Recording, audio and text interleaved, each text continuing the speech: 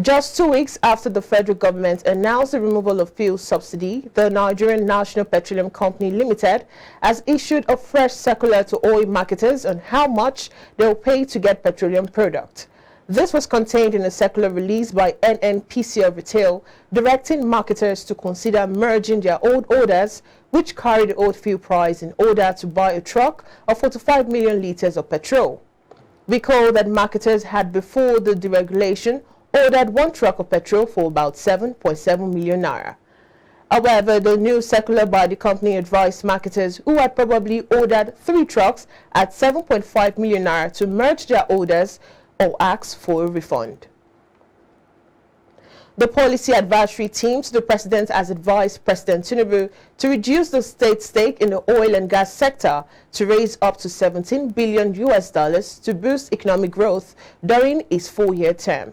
According to the policy document drawn up by the team, the state-controlled Nigerian National Petroleum Corporation Limited would sell parts of its stakes in joint ventures it operates with oil majors.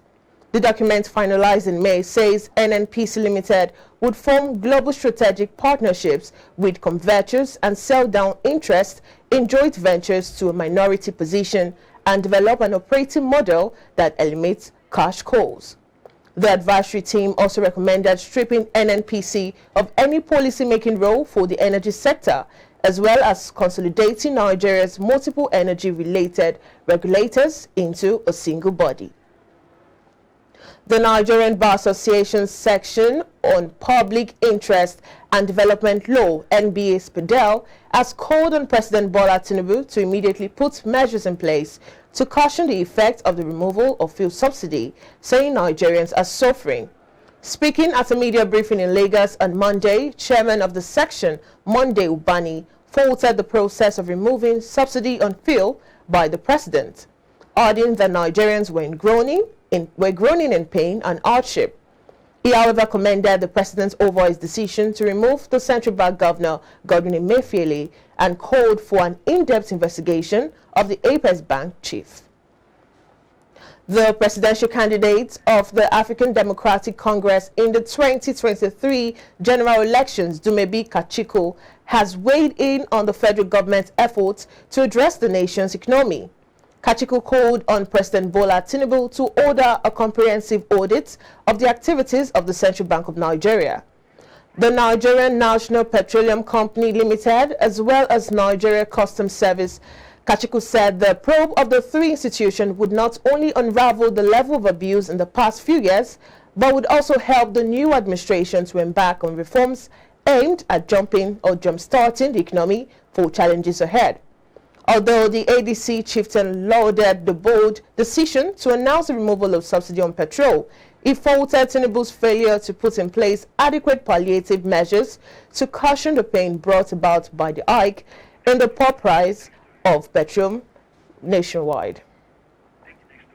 The Chief Operating Officer of Air Peace, Tony Olajide, has stated that the former Minister of Aviation, Adi Sirika, was not right about some of the claims he made regarding the airline at the weekend. According to her, the airline did not lose $90 million over the leasing of 2 Boeing 777 aircraft, as claimed by the minister. She said the company has 3 and not 2 Boeing 777 aircraft, which were never leased or rented, but were purchased outrightly. Olajide further stated that the former minister's assertion that the airline stopped flying to Dubai because it lacked capacity was also not true. The National Information Technology Development Agency says it has begun drafting the Nigeria Code of Practice on the use of artificial intelligence such as ChatGPT. The spokesperson of the agency, Mrs. Adiza Umar, said that while Nigeria has a national policy for AI, it is yet to have a code of practice. She said Nigeria cannot adopt the EU and US codes of conduct due to its peculiar situation, but it can leverage on theirs to perfect it. According to Umar, this is important, especially as several concerns have been raised on the growing risk of using AI and the country's preparedness to handle emerging technologies, particularly with the emergence of ChatGPT by OpenAI.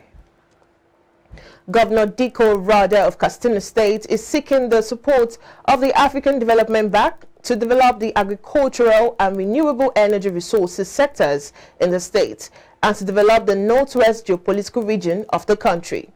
In a statement signed by its Chief Press Secretary, Kaula Ibrahim, the governor sought the bank's support when he visited the Director General, AFDB Nigeria Country Department, Mr. Lamin Barrow in Abuja.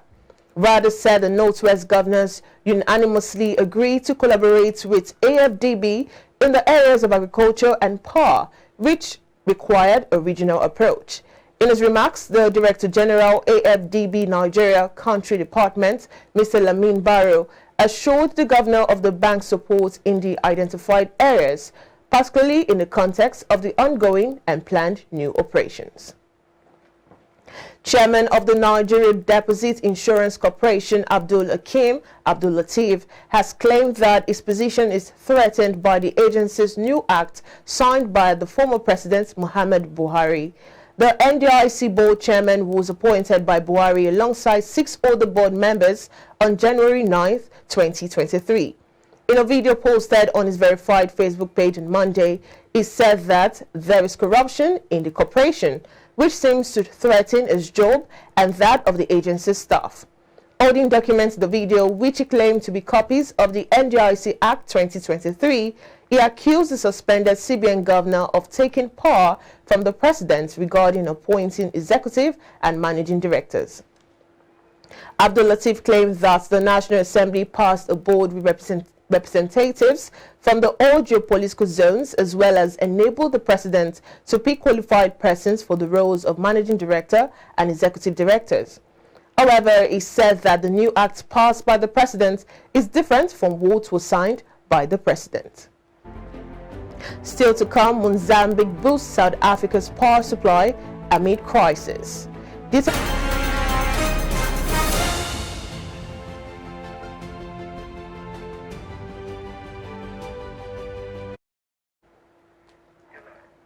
Following a request by the South African government last month, Mozambique has offered to supply 100 megawatts of electricity to neighboring South Africa amid a supply deficit and regular blackouts. Mozambique's Mineral Resources and Energy Minister Carlos Zacarias said the commercial agreement defining the price and how and when the energy would be channeled to South Africa should be closed very soon. South Africa's Electricity Minister Ramokoba said he was happy with the swift response by the Mozambican government, adding that technicians were working to make operations viable. Zacharias announced that Mozambique would make available within 6 months another 600 megawatts of additional energy. UK wages have risen at their fastest rate in 20 years, excluding the pandemic, raising the expectations that UK interest rates will have to rise. Regular pay, excluding bonuses, increased by 7.2% in the 3 months to April, although it still lags behind inflation. The Bank of England has warned big pay rise are contributing to the UK's still high rate of inflation. It has increased interest rates 12 times since 2021 to try slow price rises. Higher interest rates may be good for savers that are driving up repayments costs for millions of mortgages holders. Regulators in the US have asked the judge to block Microsoft from completing its $69 billion purchase of Call of Duty publisher Activision Blizzard. The U.S. Federal Trade Commission said the deal, which would be the largest in the history of the video game industry, could substantially lessen competition in the sector. The move comes after the UK blocked the deal over concerns it would hurt competition, but the EU approved it. A trial in the US will begin in August, with the Commission in a court filing saying that a preliminary injunction is necessary to prevent interim harm. And that is the much we have for you on Business Now at this hour. We'll be back in just a moment for the news now. Please stay with us.